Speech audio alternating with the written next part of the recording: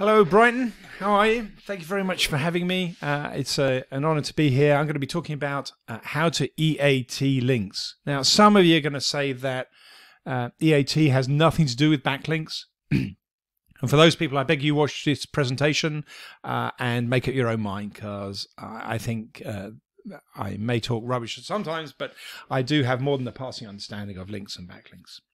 Presentation hopefully is going to be 20 minutes if I work fast, and no doubt I'll get cut off if I don't. So let's get a move on. Who am I and who are Majestic? Majestic is an award-winning backlink analysis tool. We are one of the largest web crawlers on the planet, and what we do is look at all the links going out of pages and reverse that index to show you all the backlinks going into a page. And I used to be the marketing director of Majestic, but now I'm a brand ambassador, remain a brand ambassador, and I've gone on to write things like Untitled SEO, which is a small book on moving search from strings to things.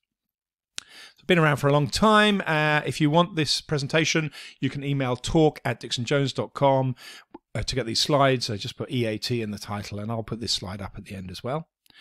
And now we're going to talk about E.A.T. And E.A.T is used heavily in the quality rater guidelines. The quality rater guidelines are 170 pages of PDF file that you can get on the link below.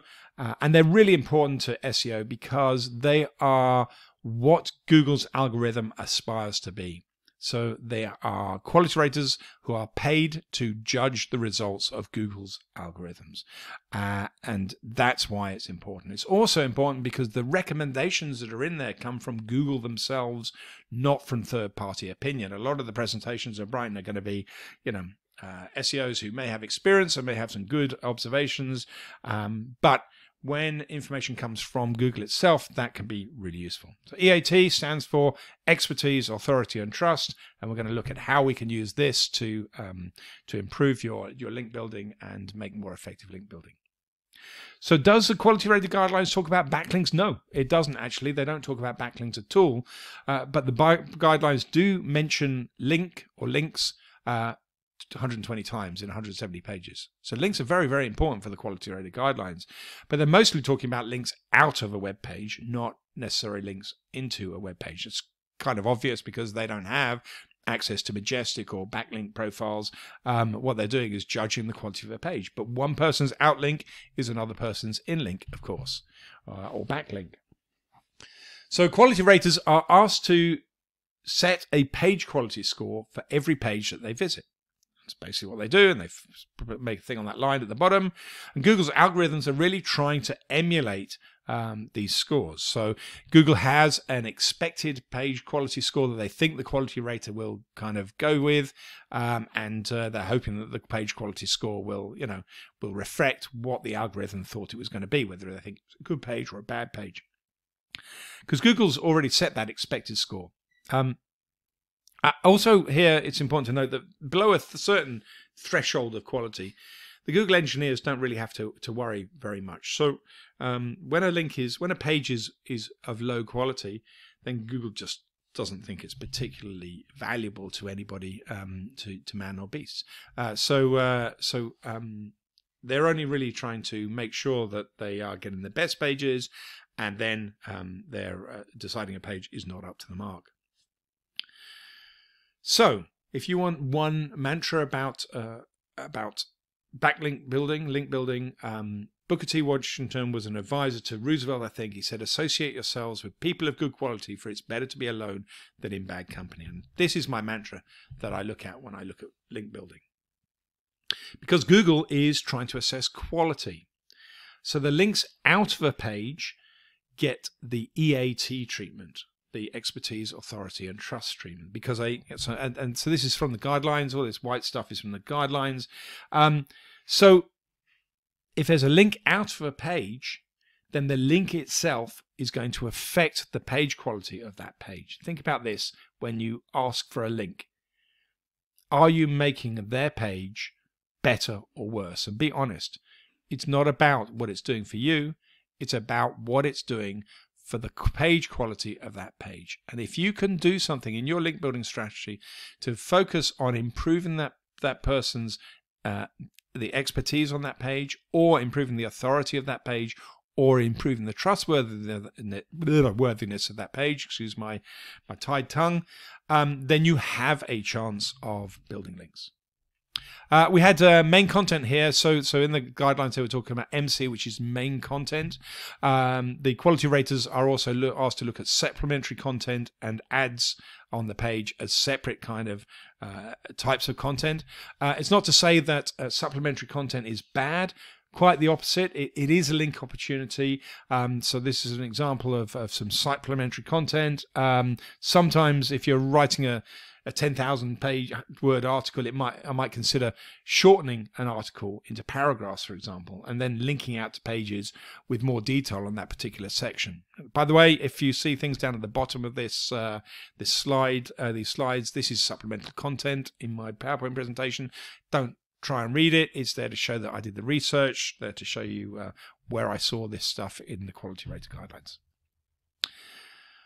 The quality rater guidelines also give us a clue as to whether Wikipedia links are good. SEOs might say that Wikipedia links are no-followed, so they're not going to affect your SEO. But the quality raters don't know that. Quality raters are not taught about no-follow. They are, however, encouraged to research Wikipedia to see if the page or main content stands up to scrutiny. So if they look at the Wikipedia information about a particular page and then it talks about your site, then that's clearly going to talks about the site that they're judging, then clearly that's going to have a big impact. So yeah, a Wikipedia page is a great thing to have to a particular web page. So that example was Hair of the Dog, and this is a Wikipedia page for Hair of the Dog. Interestingly, not all Wikipedia pages are of the same quality either. So a quality rater could just as easily be judging Wikipedia pages as any other pages. And Majestic has this great Chrome and also Firefox extension that lets you see the key metrics of any web page instantly without leaving the page. So it's going to tell you the trust flow and citation flow of the page, the number of external backlinks into the page and also into the domain, and how that's been affected as well over time as well. I use this extension all the time, and it does have a free version as well. And let's see that in action in a second. So this is actually an example of quality rater in the quality rater guidelines. This was an example that Google put in about a page that had perhaps the lowest quality of all. And the reason it had lowest quality of all is because there is very, very little main content here. It's just asking a question: where water is plentiful, soil is often what? Presumably the answer should be wet, but anyway, the question is not answered here. Or even consistent, and not all pages are and all of the content here is supplementary content or paid content. So Google recommends that the quality rater should mark this as the lowest of the low, really. And I looked this up now to see what's happening now and see whether the Majestic Chrome extension tool verified that. Actually, they've changed this content now. They've changed the page. It still links, but it's now listing the best answer, and they've relegated all the supplementary content on this page. However, it doesn't get them away from the fact that it's got zero trust flow and zero citation flow. Probably as a result of not having that good content over the course of time. And of course, it's now a wiki user that wrote it 7 years ago, so that wiki user is not necessarily a person of authority or trust or expertise. So consider everything at the page level as well here. Some pages are good on bad websites, and some pages are bad on good websites. I'm not a big believer in assessing a site's quality. I can see bad pages on Wikipedia. I can see good pages on Answers.com. And a caveat here, by the way, Answers.com, ever since Google started doing Google Answers, is a competitor to Google. So that may, I'm not saying that they were biased, and I'm certainly not saying Answers.com are a bad website. But the quality raters don't just analyze web pages, by the way. They also check the SERPs and things like maps. So this one here, and they say that, you know, a link here to the directions is a really good thing, but you can also got a link here to whitehouse.gov. So the takeaway here is it's very obvious from the quality rater guidelines that claiming your own GAMB listing, Google My Business listing, and making sure it's got a link to the web page is a good link building thing to do. It's going to improve some quality rater scores in some cases. So let's demonstrate how E.A.T can be used in your backlink strategy. So from here on, I tried to put each GIF as being the content on an existing web page. So this is one of the few GIFs I could find where I considered the GIF itself to be a meta, to be a sort of to represent, you know, expertise and authority and trust. It was hard to find one that that actually did all three. So the quality rater guidelines are all about a page demonstrating E.A.T and having a bigger page quality scores. So how can you offer something to a website owner that fulfills one of those three pillars that they may not already have? So let's start with expertise. Demonstrating expertise is probably the easiest thing that you can do to help a website. So this, for example, is a GIF of somebody who's clearly an expert at cutting Christmas trees and pruning Christmas trees. I think that's fair to say. So if you've got a Christmas tree website, giving this embedded video into that web page might be a way of demonstrating expertise. And using SlideShare or video embeds are potentially great ways of allowing a website owner, a web page owner, to get more expertise on the page. And you see quite a lot of YouTube videos embedded on other people's web pages, for example. Demonstrating trust, however, let's move on to that. How might you offer links that are going to demonstrate and make a page more trustworthy, and in the process get a link to your website?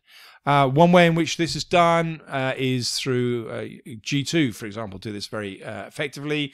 They are all about building trust, and they have a reviews website if you don't know them, and then they have these trust badges. So what they do is they encourage their customers, their users, to put these trust badges on their websites, because these trust badges are going to increase the reader of the web page's trust in the site that they're reading, or the page they're reading. So a good example of using trust, the trust pillar, and link building together.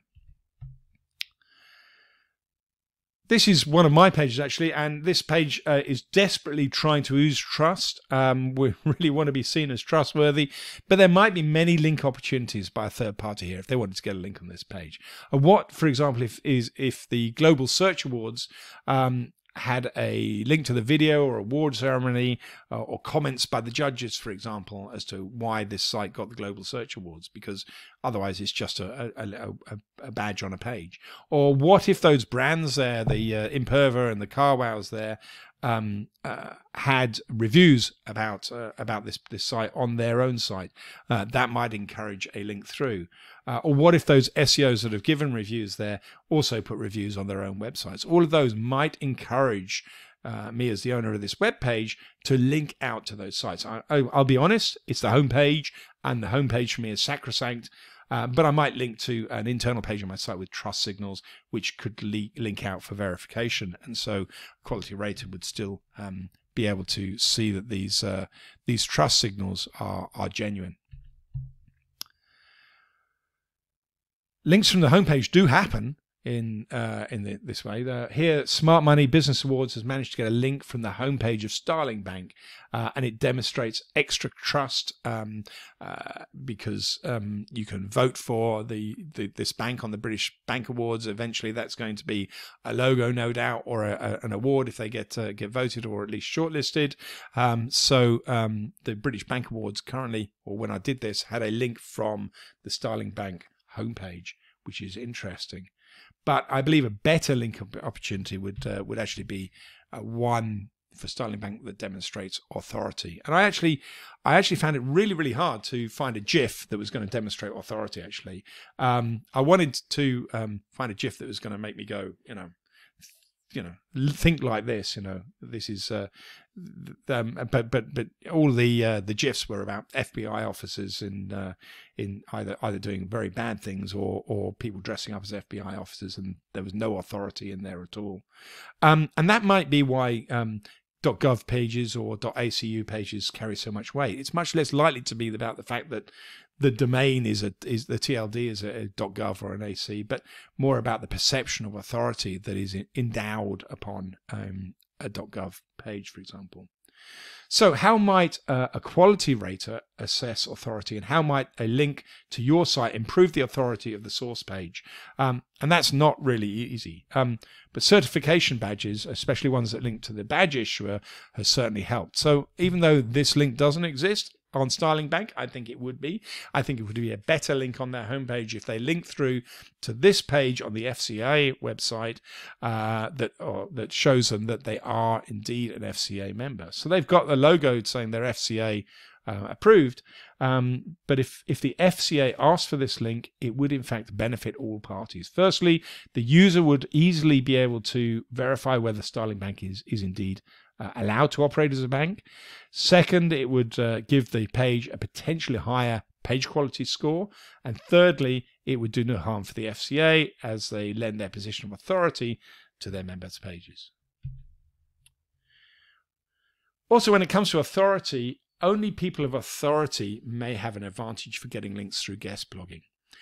There's a lot of guidance about who is responsible for the main content in the quality rater guidelines. They ask the quality rater to work out whether it's the writer or whether it's the website owner that's responsible for the content. If it's the writer, then the writer themselves has to have some authority for anything to account, for a link to really count. So if I am an expert in astronomy, let's say I'm Brian Cox, then that's one thing. If I write on my own website, that's one thing. If I'm Brian Cox and then I'm writing on the NASA website, then I carry personal authority and it's combined with site authority as well. So if the author is responsible, then they better have some kudos relating to the main content, which is evidenced on the page to have value as for link building. Bear in mind that not even Bill Gates is authoritative about popular culture. So the author's persona really does matter. So that's about it. One takeaway that I want you to take from here is E.A.T is important for backlinking because E.A.T is at the heart of page quality scores. If your link increases the link's prospect's page quality score, then you're in with a shout of getting a link. But if it reduces or makes no difference to their page quality score, you really have no bargaining chip. You have no discussion to have with that that site owner. So keep yourself in good company. And if you want a copy of the talk, then please do come and get it. Thank you very much. And goodbye, Brighton SEO.